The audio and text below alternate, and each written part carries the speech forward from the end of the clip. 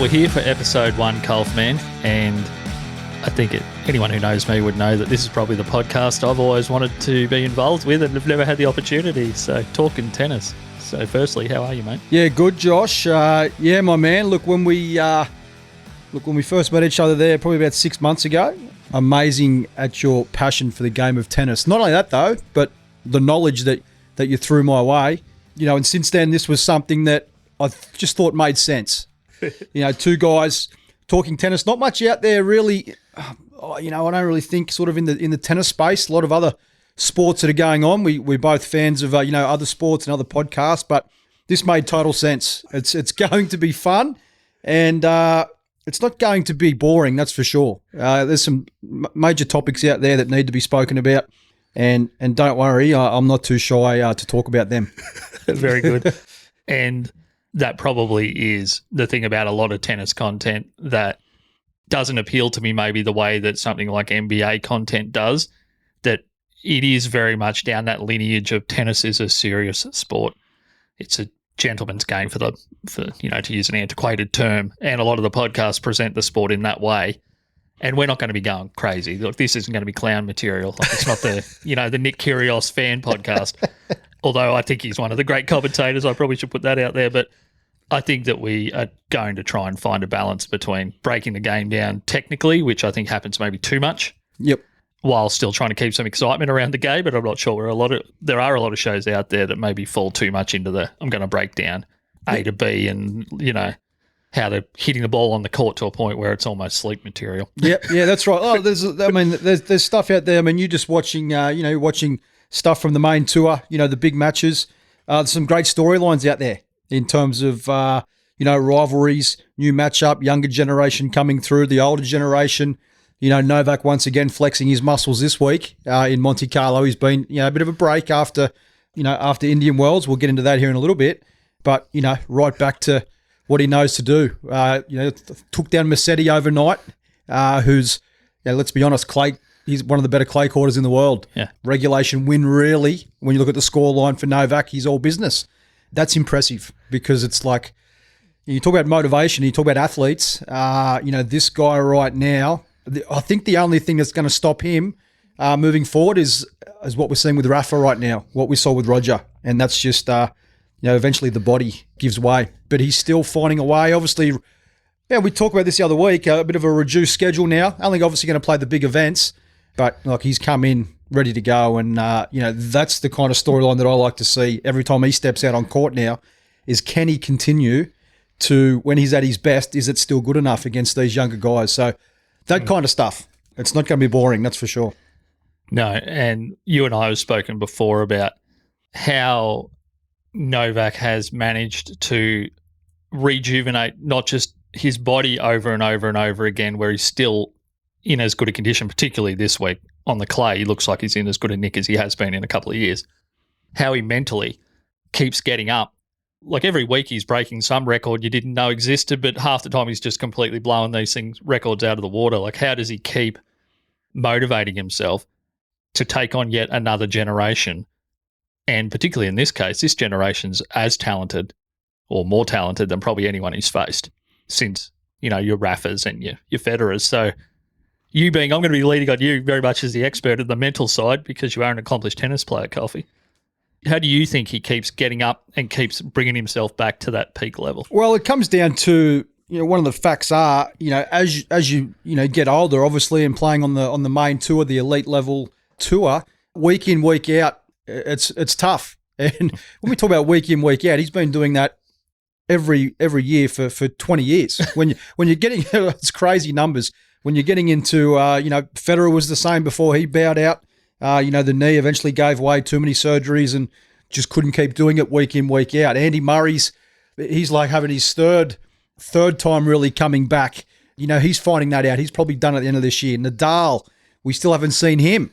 He loves the clay court season, pulled out of Monte Carlo this week. I think today, speaking about, hey, I want to be ready for Barcelona, but can't give us a guarantee he's going to be ready for that event. So when you reach that level of athlete, it starts to become really a month-to-month basis than a week-to-week basis. I don't think Novak's there yet, but you can tell that Yeah, definitely after Indian Wells, he did not even bother playing Miami, where previously he would have gone, oh no, I'm playing Miami because I'm hungry and that was a bad result for me. I don't want to sit on that churns in their stomach. Yeah.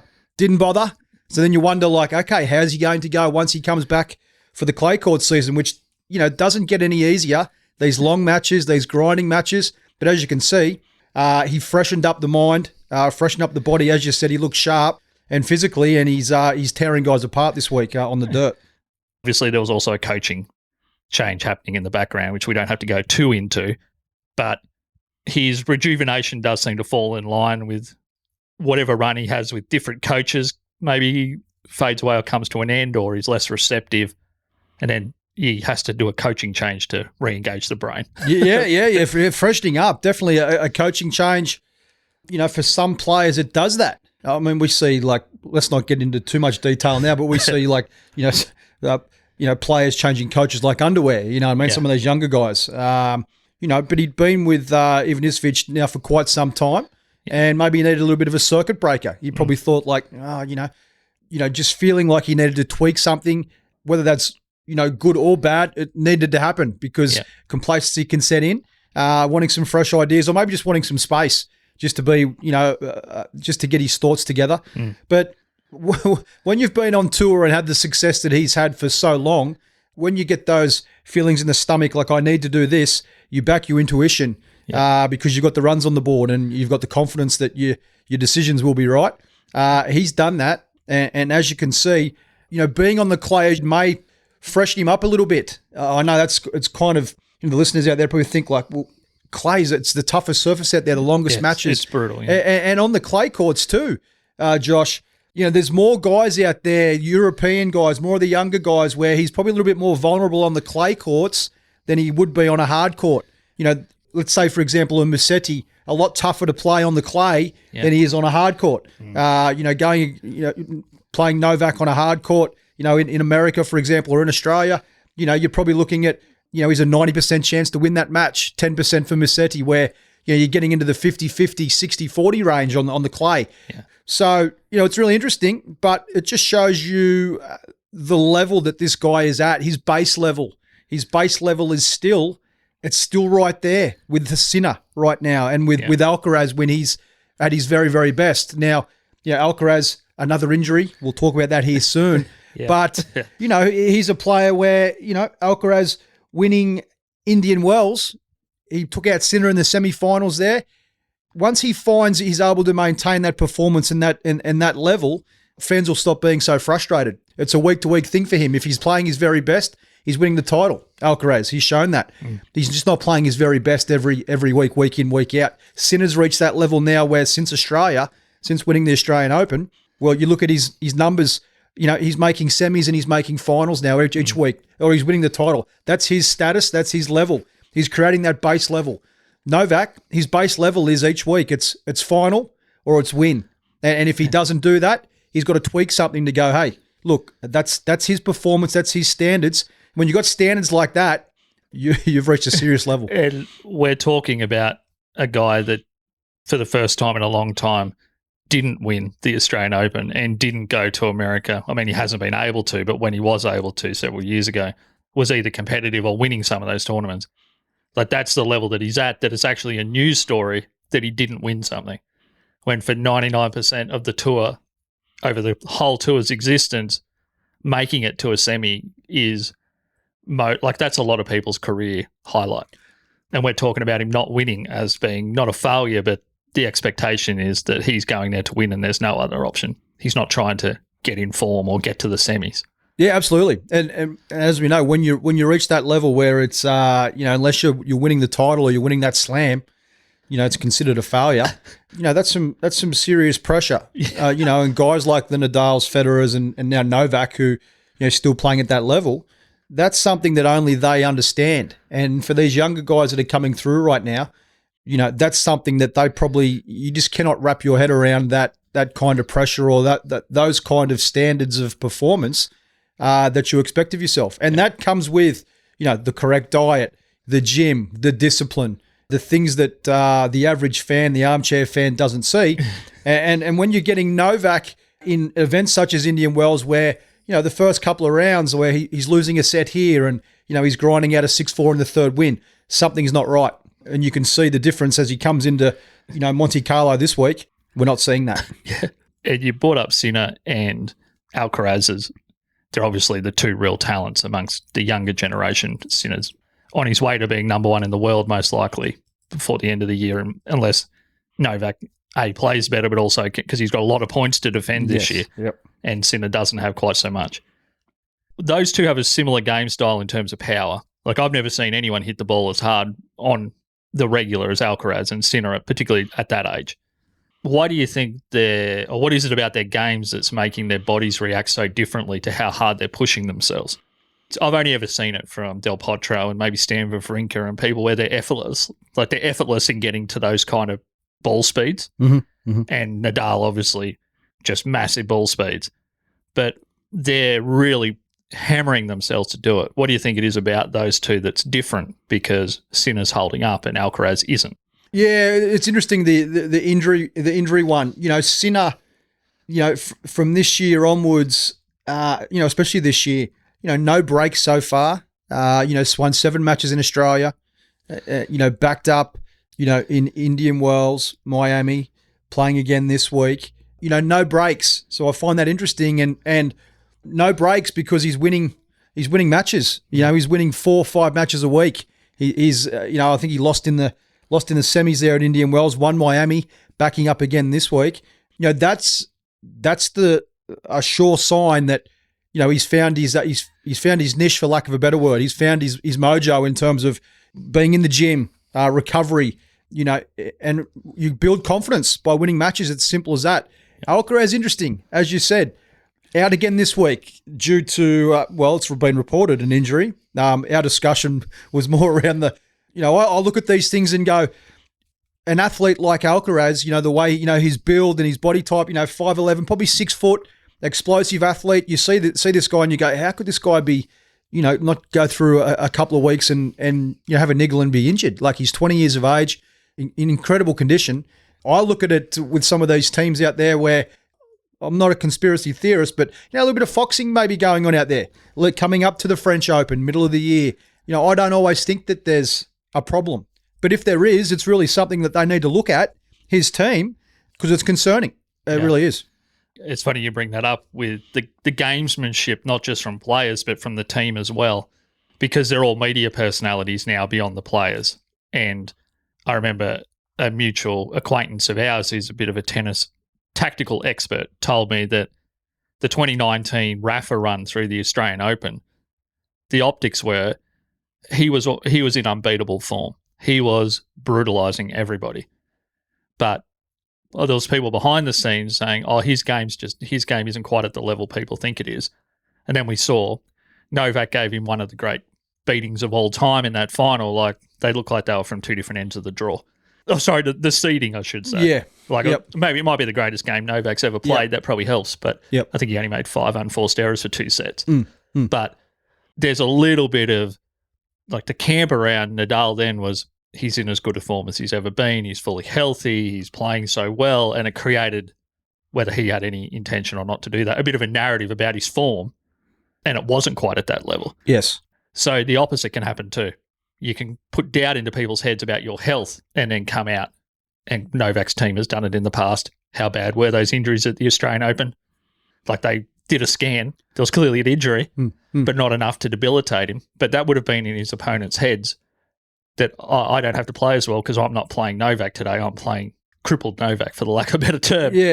And I think it helped him win some of those matches. Yeah, and I'm all for that. If teams want to put that out there and so put a bit of tape on the knee or the calf or that kind of stuff. Bit of tape up the side under the shirt. Yeah, that's up to the individual. That's up to the player. That's up to the athlete to go, well, you know what? I need to be mentally focused here. I can't pay attention to what's going on the other side of the court. Yeah, those mind games, that gamesmanship, that's been going on for a very, very long time. And it's still going on. In fact, back in the day, as we used to say, John McEnroe and even before McEnroe and Borg's time, that was a given that it was going to happen. Yeah. But it wasn't talked about like it is today where it's like, is that fair? Is that good sportsmanship? I just think people need to probably harden up a little bit out there and go, hey, look, these guys are professional athletes. They're big boys. Yep. They get paid very well because they're at a level that that warrants that. And you know what? If you can't beat a guy that's got some tape on the calf muscle and you don't think's 100%, well that's on you. And on that Nadal one, as you said, a great example of the level that those guys are at, their base level, as I spoke about before, was this year when Nadal came to Australia. He said, I'm going to play Brisbane, and he brutalised his first 2-round opponents there. And he looked like, gee whiz, he looks like he's back. He's in form where, the second week is going to be a given, like a fourth round. That's second week form, no doubt about that. But as we saw, he's playing guys that are ranked, 80, 90, maybe 105 in the world, 2 and 3, 2 and 2 kind of win. Just shows you the level that his base level after not playing competitive tennis for 12 months. He strolls back in and makes mincemeat of a couple of guys before, obviously his body broke down again. Yeah. Having top 30 base level, because I would say the top 30 players now are all pretty incredible. He just waltzed in with that level of form, and unfortunately the body didn't hold up to it. But yeah. And that's the other thing too. You talk about first come up with when Federer, I think it may have been, he may have got that Wimbledon title, Josh. He was born to have been 37, I think it was. His last one there where he beat Cilic. I don't think he dropped a set. 2017. Yeah. And Roger, at the French Open that year, I think he went down to Nadal in the semis. He played a great quarter against Wawrinka. Those guys were just unbelievable, hitting from the back of the court on a day where it was 30 degrees. The ball was zinging around. Next round against Nadal, he could never get the right weather conditions when he played Nadal at the French, and it was cold. It was 18 degrees. It was blowing a gale, but he never hit the ball better off the ground. And I was like, if he hits the ball this well, come Wimbledon, he's going to win it, and he did. People go, geez, at that age, how is he able to do that? Or Novak now, how is he able to do that? And I'm like, well, because even if they come down slightly from when they were at their peak physical capabilities, their level is a level above those other guys that they're playing week in, week out. So, it's still a scary level. Well, even if and you and I have spoken about this before, and it's probably the thing that fascinates us so much about the top guys, is even if they don't have the weapons on a particular day, they've seen so much and done so much and pushed each other so much tactically that they've seen everything. They're rarely, if ever, going to lose the tactical battle. Like the only player that in recent memory that seems to have that level of chess brain that some of those top, the big three, for lack of a better term, is Medvedev. Medvedev seems to be able to win games. He has no right to be winning some of the matches he does. He just outbrains people, and he's very tactical. Yes. But that's what these young guys, Sinner seems to be developing a good feel, and Alcaraz seems to have every shot imaginable. So he doesn't need to think so much. It's all so natural for him. He can just hit it anywhere he likes, particularly with all the drop shots. But it is about beating their brain as well. So even if Novak, for example, drops off 10% physically, he was never relying on, besides flattening out his forehand, he could generate a lot of force, but he's never been blowing people away. He would have to have the slowest serve of one of the great players of all time, wouldn't he? Surely. It's like he ratcheted it up under Ivanisevic to 205. Yep. Before that, he was 198, 200 most of the time, which there's people like Zverev that are knocking it down regularly at 220. So he was never relying on, it was always perfect placement, tactical. So can you see these young guys developing that sort of game? Well, on the Alcaraz one's really interesting because we saw in Australia this year firsthand when Zverev really picked him apart there, and Zverev played a great level, don't get me wrong, but Alcaraz, when the ball was played between the lines and the ball was in play, he was just all over the map.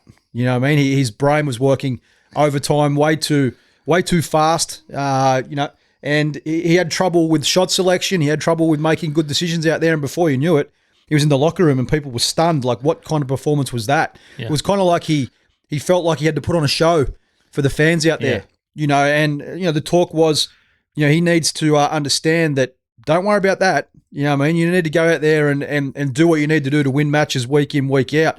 And I think with him, once he finds that out, once he understands that and mentally matures, we've got to understand he's still only 20, 21 years of age, mentally matures, it's going to be scary time for the rest of the tour, whether Novak's out there or he's not. And that's the, I really feel that his ceiling is probably higher than anybody else's. Yeah. Sinner, he's already worked that out. He's a little bit older. He's been on tour since he was, full-time on tour since he was, 18 years of age. He's had good solid 4 or 5 years there now. He's top 3 in the world. Yeah. And, as you said, knocking on that door of that number 1. And, it's been more of a slow burn for Sinner. Yeah. Even though, he got into the top 10. He fell out of the top 10. He's tweaked the serve. He's had different coaching teams. And, but he's got that mindset worked out now, and that's where he's reaping the rewards. One thing I've noticed that's changed in Sinner's game, and it could be coaching or just maturity, is on the biggest points, he thought he had to win them by crushing a massive winner. Yep. And now Sinner seems to be choosing better shots and only unleashing the power when he knows that it's a clear winner, or I've got to step it up a bit. Yep. Not just every ball has to get the skin knocked off it, which is something you and I have spoken about. Yeah. He's gotten over that. But there's so many young power hitters, and we seem to gripe about this in our private conversation. They're so gifted, but they only have one mode. Yeah. Yep. Like they don't know when to shift down a gear and just hit big targets. And the versatility is a big one. We know Alcaraz, he's got that versatility. Yeah. But it's that shot selection in the biggest moments. He showed that vulnerability, in Australia this year. Worked it out at Indian Wells. Now another setback, his second major injury this year. Well, we don't know if it's major, but he's out again. That's the bottom line. He's not playing this week on the dirt. Yeah.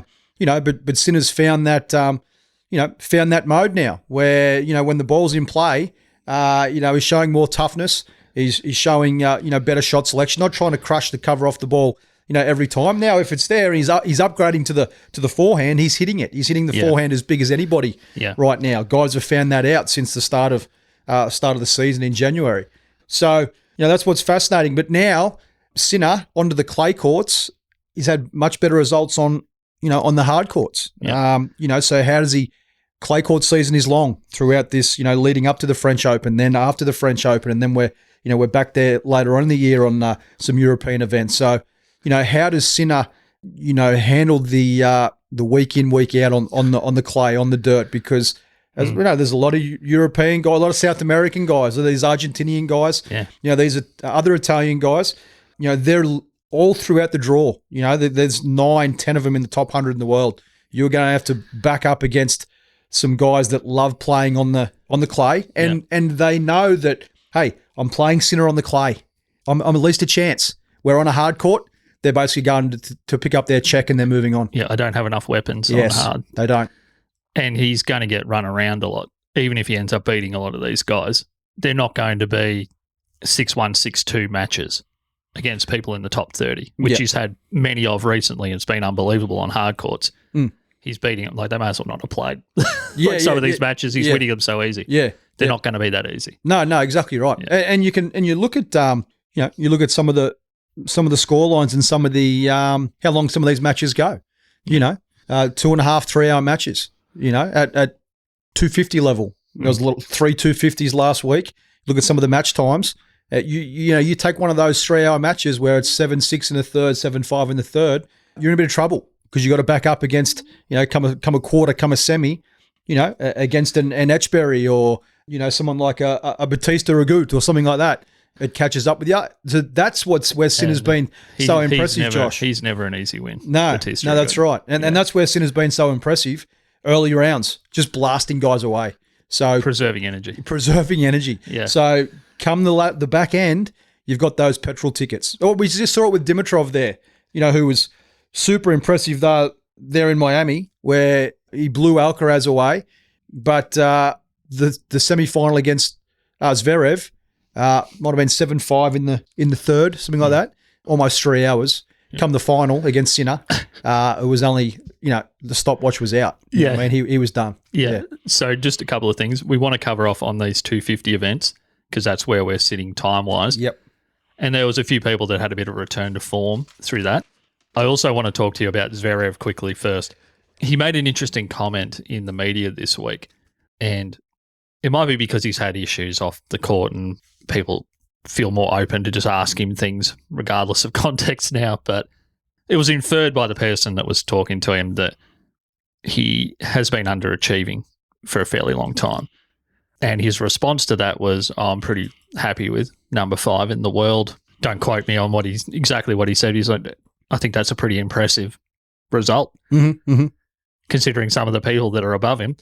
One person that's above him is arguably the GOAT, and he's got the 2 great young players of a generation. Yeah. And Alcaraz might be as good as anyone ever by the time he's done if he can stay healthy. Yep. So how do you feel about Zverev? Because I think, considering the injury that he came back from and the strength of the top 20, and there's more players that are difficult to play, even if they're not better. There's more strange matches that Zverev's coming out on top in some of these strange matches against awkward players. Yep.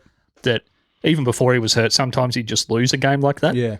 Like a Bublik or someone like that that's got a very sophisticated, weird kind of game. Sometimes Zverev was losing those games. Now he's winning them. He's just losing still to the top guys. Yeah. So what's your feeling on him in 2024? I think he's done a great job to get back to where he's gotten to. People need to understand that match where he did the ankle there in the semis at the French Open had Nadal in real trouble, had him in real trouble. And as we know, not many have had Nadal in real trouble or on the ropes there at the French Open, since he first, set foot there in Paris. So it was devastating, for the big guy, because that was going to be, an incredible win if he was able to pull that one out. It would have been huge for his legacy to say, I beat Nadal technically when he was still in his clay court prime there, on the court that he's basically owned since he set foot there. So, huge setback. And you could see when he came back from the surgery, he was really, especially on the hard courts, was really on open stance forehands, really nervous to put the foot down. He came to Australia and anything out wide to the forehand, you could see the mental demons that he was battling. Guys were like, well, I'm just going to put him out there into that open stance forehand and see how he handled it. And he wasn't able to handle it very well. So, he lost matches because he was basically 12 to 18 months away of just building up that confidence again, to move and, to get through matches and back up and then rehabilitation. It's a real mental grind. So the question marks were, will he ever get back to where he was, into that top 3, top 4 area and competing for the biggest events? I definitely had my doubts, and a lot of other fans and media experts out there had their doubts as well. He's put a run together now where you can see that he's back to that level where it's only the very best that he's going down to. There's not many bad losses on the resume for Zverev, especially since January, probably building from October, November of last year. So it's great to see because, and he's one of those guys that probably just as competent on the clay courts, Josh, as he is on the hard courts. I've never not that I can remember, and it might be just because of how beautiful and how solid his backhand is, but I've never seen anyone at that size that can negotiate the clay that well. In my time watching tennis, he looks just as comfortable on that surface. The two-hand backhand is flawless. It really is. Defensive and offensive. If he wants it to be. The forehand has been the wing that's been a little bit susceptible over his career, where players sort of go there on the bigger points and it can break down and he can shank some balls at times, but he's been able to tighten that up, and he's starting to, January was huge for him where he won some huge matches where he showed tremendous fight, where before it was like, take it or leave it. So I think there's some belief there, and he's definitely a threat come Paris. Watch him leading into the French Open. Grass, probably not so much, but way he serves, as you said, 220, 230, he can do damage on the grass as well. No one in the top 10 has as big a serve as him. He can do damage on the grass as well. We know he had those problems with the second serve there a couple of seasons ago. He seems to have overcome that. We haven't seen that sort of creep back in. So it's great to see. And going into these big matches against the Sinners and the Medvedevs on the hard courts and those kind of matches, he's right there. He's right there. They don't want to face him because if you were to ask any player, they don't want to see him. Do you want to see Zverev in the next round? No, not really. I don't want to be hitting back 200 kilometre an hour serves for 5 hours. That's right. No one wants that. Absolutely. And over the 3-set format as well. Yeah. We've seen, like, he's won 2 ATP Won a gold medal. end-of-year titles, a gold medal. He's as dangerous as anybody over the short format. Come the slams, the question mark's been One there. thing I have, and it just speaks to how well he's recovered and he's pushed himself to recover, is his resilience. Because I remember the ATP Tour finals, it might have been 2018. He got really seriously touched up by Novak in the round-robin matches, and then he ended up beating him in the final. And that was when Novak had re-entered his like God mode. Yeah. Just the start of that ascendancy back to well, he already was number one, I think, but he was about to go on this epic run of slams. And Zverev, within the space of a couple of matches, had a mindset change and actually kind of swung it back the other way, and he was almost unhittable. Yeah. So I think number 5 is, like, you think about a lot of other number 5s, sometimes you can't even name who it was. Yeah. Everyone knows him. Yeah, that's no one wants to play him. Yeah. Particularly if you're someone who might struggle to return those bigger serves. Yeah. Yeah. And you look when he brings his best, it's an awesome package. Yeah. He stands 6'6", he's got long levers, that 2-hand backhand. It's I think his movement might be underrated too, just because Medvedev exists. Of course it's underrated. He makes everyone else at that size look like they can't move, but he's probably the second best mover that's that big. Absolutely. Yeah. and to move like he can on the clay at 6'6". Now he grew up on the clay courts over there. That helps. Yeah, that certainly helps. But obviously when you're that height, all you're really known for, really, when you're getting into that 6'6", 6'7", is a serve and a forehand. Really, that's how I win my matches. But he does everything well, man, and he volleys well. He comes forward. He's not afraid to come in. Yeah, man, he's right there, man, and he's one to he's knocking on the door. Yeah, exactly. So these 250 events that we spoke about, did you want to just give us a quick run? Because they're super fascinating. Well, not only who won them, but just it signaled a bit of a return to form for a few people. Yeah, they are. The 250 events, man, they're tough. You get 3 of these events generally each week when there's not a 500 on, and then the rest of the guys are out there playing challenges. Playing in the smaller events. But the Houston event, it hasn't been the strongest over the journey, since it came onto the tour.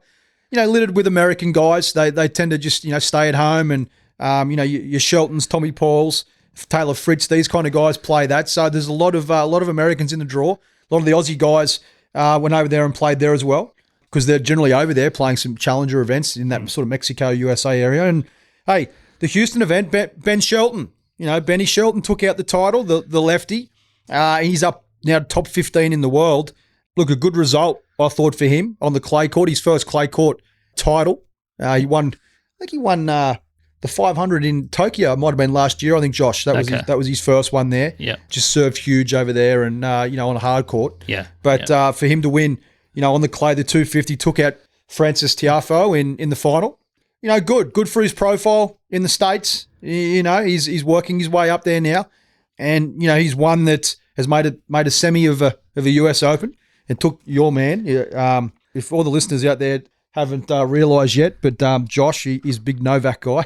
Yeah. Djokovic guy. Yeah. But it took your guy to... Well, all my other guys, which were, Nadal, but he's obviously, I'm not giving up on him, but Nishikori and Stan Wawrinka are well and truly at the end of their careers. So, yeah. And it's been a while since Agassi and Sampras have been on the court. Yeah, that's right.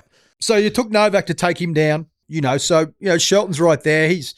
It'd be interesting to see how he's able to perform the bigger events on the clay. The 250 event, he may have been the top seed there. Yeah. He was able to roll through. I think there was a couple of good wins there against some guys from Argentina. But, at the end of the day, he got the job done, and that's what he was there to do. And as I said, once he gets into the Madrid, he's not playing this week in Monte Carlo because of the travel from Houston he couldn't get there in time. So he's just taking off this week, and then he'll be back in action the following week. So I'm curious to see how he fares come the bigger events, the 1,000 events over there in Europe. If you can make a quarter or a semi, and if you're doing that, you know what? That's super impressive. And out of that American cluster of players, who is it do you think can generate the most kind of topspin when they need to? Like, who can actually vary their topspin the most out of those young guys that maybe can give them a bit more variance on the clay? Probably probably Francis. I would say Tiafoe with the forehand. Yeah, 'cause he can rip it with heavy that's spin. who I was probably thinking. Yep, but yep. He's the athlete that you need. Then it comes down to desire. You know what I mean? How much do you want to play defense? How much do you want to chase? How much do you want to grind? It's particularly with someone like Francis, who's such a supreme athlete. It's not like people would say, "Oh, why don't more people play like Rafa does on clay?" Well, Novak's the next best clay player, and he doesn't even play like Rafa does. Because generating that amount of shape on the ball every single point playing on clay, it's pretty tough. Yeah. Like only one person ever has been able to do that point in, point out. That's right. and he's he's shown that, Nadal's shown that point in, point out, he plays every point like he has no money in the bank. Yes. Yeah. Like I'm going to lose an arm here if I have to. Like he's broke. Yeah. You know what I mean? And that pisses guys off when you're playing against that kind of player. You know what I mean? And that's, when's he going to give up? Yeah. That's when you say to yourself, do I really want to be out here against this guy? You know what I mean? Or do I want to, go see the sights, you know what I mean, on the French Riviera? That's what it comes down to. You know what I mean? How bad do you want it? Yeah. Quickly, a guy this week just lost a couple of days ago, Sebastian Korda. I've been big raps on this guy. He's safely inside the top 30. I think we saw some of his ability come the Australian Open when he dismantled Medvedev in round 3. I think it was last year, I believe it was. 2023. Yeah, hasn't been able to consistently show that level. You know what I mean? So he finds himself, not in the top 10, barely in the top 20. Loses early on at in Monte Carlo to I think it was Sinner was 1 and 2, something like that. It just shows you that he's hits a very flat ball, timing. He's had injury problems as well. You know what I mean? So trying to figure it out. He's 23, 24. He's won his top level is very, very good, very, very high. Could even possibly win a slam, but you got to maintain that. And he's one that is vulnerable on the clay courts, as we just seen. Yeah. So we had the Houston, which is on clay. Yep, we had Berrettini was back. Yeah, Matteo Berrettini. Yeah, was back. It was one there, Josh, where it was like, will he make it back? All of a sudden, he's outside the top 100. We haven't seen him for quite a while playing challenges. I think he lost a challenger final a few weeks ago. Yeah, lost a challenger final, pulled out of another challenger because of injury, and you think, oh, gee whiz, is he going to make it back? 2, does he have the desire to make it back? Because as we know, once you're in the top 10, you're upper echelon of the game, and next thing you know, you're back at 150 in the world because of injury or lack of form, normally because of injury when you're at that level. Yeah. And you've got to ask yourself a few questions. Life's pretty good when, you've got quite a few, your bank balance is looking nice. Yeah. So he's done a great job. And, and coming into, Marrakesh there, the 250, probably don't expect him to win the title. You know what I mean? You've got some good players in there, some good clay quarters in there. Yep. His match count hasn't been high. Could he get through 5 matches? Well, he did. He took out the title and beat some good players there. So he's back in the top 100. Yeah, I saw that really good to see. I think he jumped 50 spots in a week. Yeah, absolutely. Yeah, he gets to 250 points. He's back up, automatically qualifies for the French Open, which is great. And we're good to see him back. Obviously, the problem's going to be moving forward is the body. How does the body hold up? Because he's been one that is a power athlete, big man, about 6'5". You're talking probably a little over 100 kilograms. Yeah, so he's a unit. He is, and he's a great athlete. He's a power athlete, huge serve, huge forehand. But that body, you know what I mean? It's he's had some like soft tissue injuries and some arm injuries as well. I watched some of the highlights and a few of his matches just a bit more in full over the last couple of days because I've always liked him, but I always thought he was a player whose game was very grass-centric. Yep. Like, where's he going to potentially win one? It'll be, I think he has won some Masters-level events on grass. I think he won one leading into the Wimbledon 2021. Yep.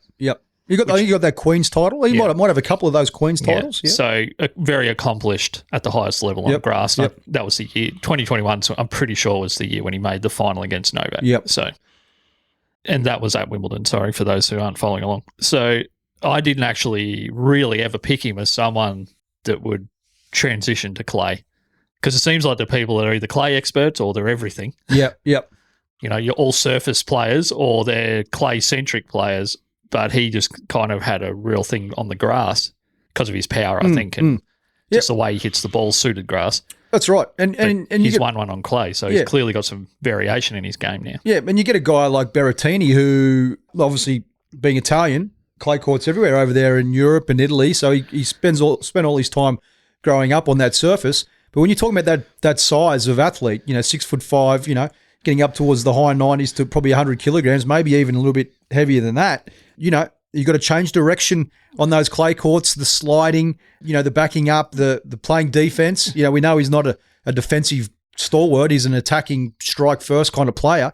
His game just translates to the grass courts where he can smack the serve down and smack a forehand. Yeah. You know what I mean? That style of play, that serve plus one style of play. Yeah. He's got a good slice backhand, so he gets good purchase on the grass. Yeah. And he's just been able to he never grew up on the grass, but his game translated very well. More so, we know there's not many events on the grass on the main ATP tour, but when it rolls around, he has very, very good results there, winning titles, where he probably prefers it on the green stuff than the clay courts. So, for him to win the 250, as we said, those 250s spread out over the whole week, where obviously the draw's not as stacked as a Masters 1000, where you've got all the best players playing. Yeah.